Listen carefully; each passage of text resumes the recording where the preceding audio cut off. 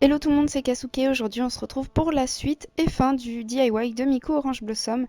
Je sais que vous l'attendiez depuis longtemps, je suis désolée, mais je n'avais pas trop le temps de m'occuper de ça. Du coup, c'est parti. Alors là, comme vous pouvez le voir, on attaque tout de suite avec le bustier. Donc c'est un corset, je l'ai fait en corset en plusieurs parties. Ça a été très difficile, donc là, j'ai vraiment pris le temps de bien redécouper mes patrons pour que, évidemment, je n'ai plus qu'à redécouper tranquillement le tissu. Et ça a été beaucoup de travail pour faire, disons, un patron très propre, histoire de ne pas avoir à galérer par la suite. Ensuite, j'ai tout simplement découpé chaque partie de mes patrons dans mon tissu orange. Donc un tissu que j'avais acheté sur l'avenue des tissus, il me semble, sur internet. Vous chercherez si vous voulez un tissu dans ce genre. Donc voilà, j'ai découpé chacune des parties en mettant, du moins en prenant soin à chaque fois d'écrire le nom de la partie que c'était pour pas me retrouver un peu perdue après derrière. Donc surtout prenez bien le temps de bien découper les parties. Évidemment je mets un petit plus autour, hein, un petit centimètre pour les coutures évidemment. Il faut savoir qu'un corset a évidemment beaucoup de parties, du coup ça prend beaucoup de temps.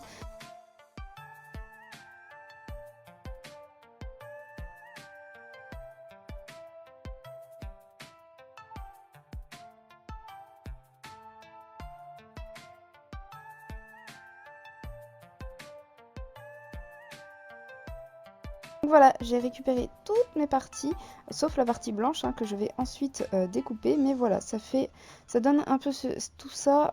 J'ai pris soin à chaque fois de laisser le patron dessous, sous chacune des parties. Et là, je récupère les trois parties de patron du devant pour découper eh bien, la partie blanche qui va être dessous.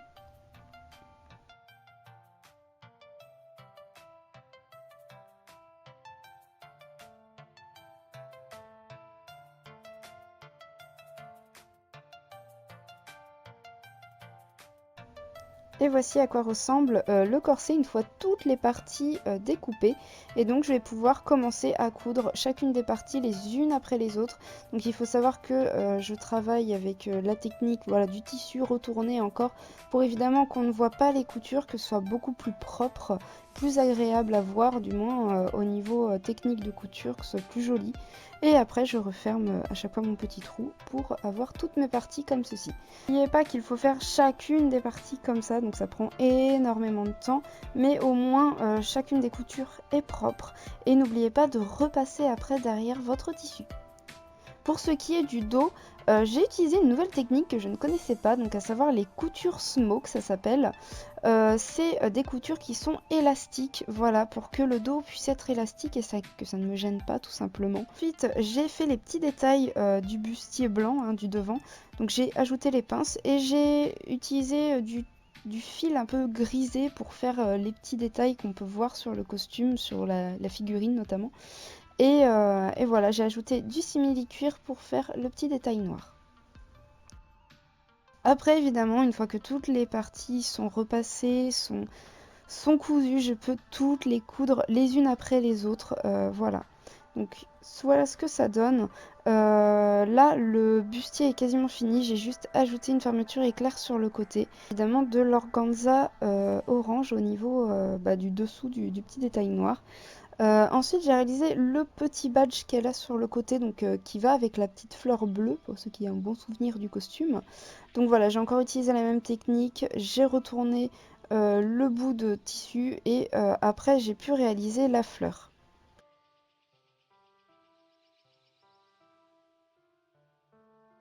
Donc pour la fleur, j'ai utilisé un tissu style organza. Je l'ai enroulé sur lui-même pour que ça donne une belle petite rose. Voilà, donc je vous laisse voir un peu la technique. Ça a pris du temps, hein. Je me suis entraînée avant, évidemment. Mais je suis très contente du rendu, ça donne quelque chose de vraiment mignon.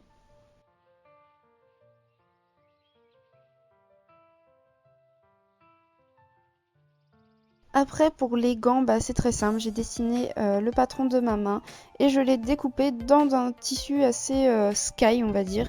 Pour ce qui est de la peinture qui va dessus, j'ai utilisé de la peinture phosphorescente, donc qui se voit dans le noir, parce que c'est quand même bien plus stylé, voilà. Et du coup, mes gants, j'oublie de dire, mais le tissu était aussi élastique, donc c'est assez pratique. Après, j'ai réalisé le collier, donc le petit tour de cou qu'elle a. Pour ça, une simple bande orange auquel j'ai utilisé du velcro et pour pouvoir le fermer. Et puis j'ai utilisé de la petite dentelle que j'avais achetée à Mondial Tissu pour en faire quelque chose de mignon.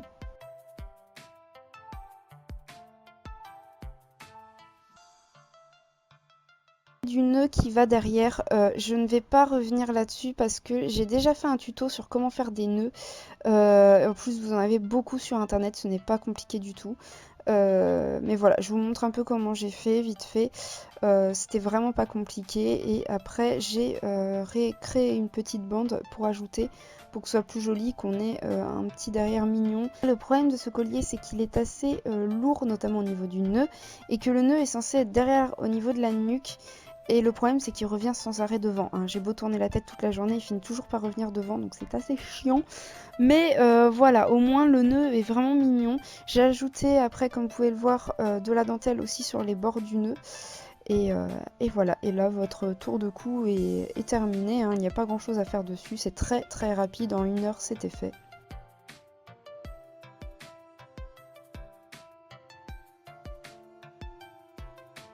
Après, pour les petites des espèces de bouées noires qu'elle a au niveau des bras, j'ai simplement fait des petits donuts. J'ai rembourré après avec du coton, voilà, tout simplement pour que ce soit bien. Et je les ai collés à mes tours de bras, bon, que je n'ai pas filmé, bon, c'était simple, c'était simple tissu blanc que j'ai ajouté du velcro et puis les petites fourrures. Ensuite, pour ce qui est du casque, comme vous le voyez, j'ai utilisé des écouteurs que j'ai retouchés avec de la mousse, voilà, avec les craftés avec de la mousse, voilà, que j'ai retouché complètement. En soi, ça m'a pas pris beaucoup de temps, c'était pas compliqué à faire, mais voilà.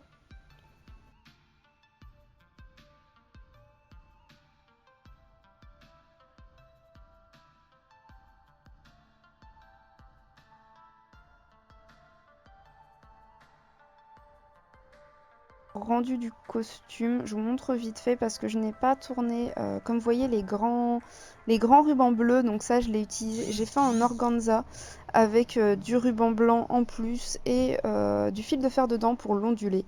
Et je vous laisse voir un peu le rendu du costume. Donc j'ai fermé le corset avec une petite fermeture éclair, donc la jupe que vous avez vue dans la dernière vidéo avec le jupon.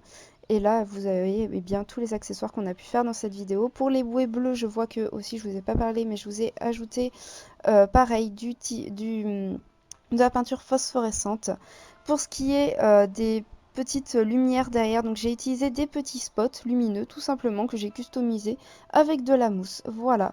Donc c'est un cosplay vraiment bien long à faire. Ça m'a pris 3 semaines. Un budget d'environ 150 €. Voilà. Après, j'ai très rushé ce costume sur la fin, donc j'en suis assez dégoûtée en fait, tellement j'étais dessus, j'étais à fond. Je vous avoue que ça m'a un peu dégoûtée du costume. Je sais pas si je le reporterai un jour, voilà, je suis honnête, mais ça reste un travail sur lequel j'ai pris énormément de temps. Les détails sont là. J'ai vraiment pris de temps pour que les coutures soient extrêmement propres. Donc voilà, ça m'a pris environ un mois, hein, un bon mois de travail.